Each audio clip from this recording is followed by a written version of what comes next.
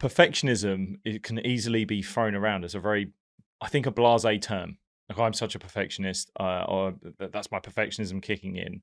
But what really is it that we're talking about? What is it that when people are when you're talking about perfectionism, what is it you're seeing, and how does it come about?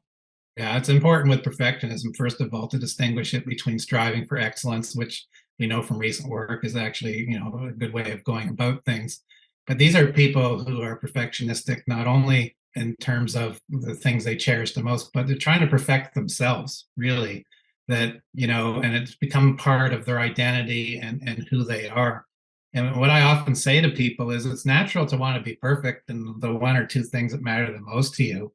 But don't generalize that to all aspects of your life where everybody in your life has to be perfect. Everything has to be perfect. It's almost as if these people have said to themselves, well, I recognize nobody's perfect, but I'm going to be the one. I still have to be perfect, even though nobody is perfect. And it's at extreme level. It's exacting. The accomplishment that falls even a bit short is even more upsetting to these people. One of the great problems of perfectionism is the dissatisfaction that highly accomplished people have with their actual achievements because it wasn't quite perfect, or they take the route which comes more out of the obsessive compulsive literature, that there's the one perfect way to do things, the one right way, and I can't vary from that.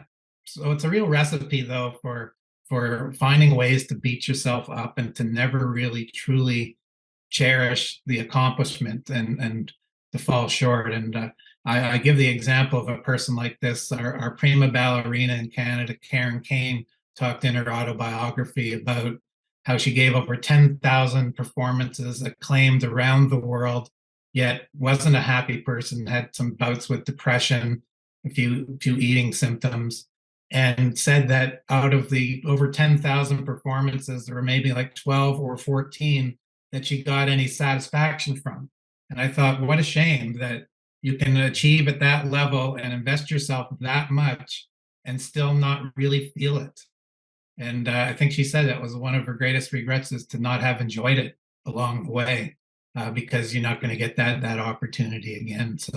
So it's wanting to be absolutely perfect, not just perfect in terms of the outcome, but there's also a focus on sort of conditional self judgments on effort as well, that you have to be striving all the time, that you can't take a break, that you can't take the time out for self care.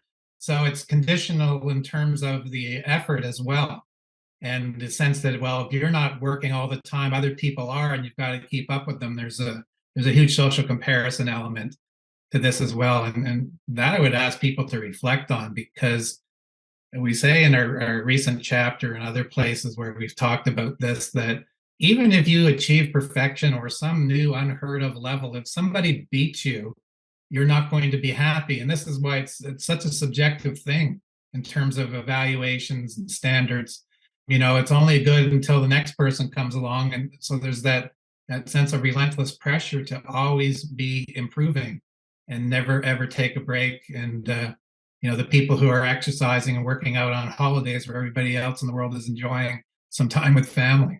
Hey, if you've enjoyed that video, then you can click right here to watch the full unedited version of that episode. Also, don't forget to subscribe to this channel by clicking the button below. I'll see you soon.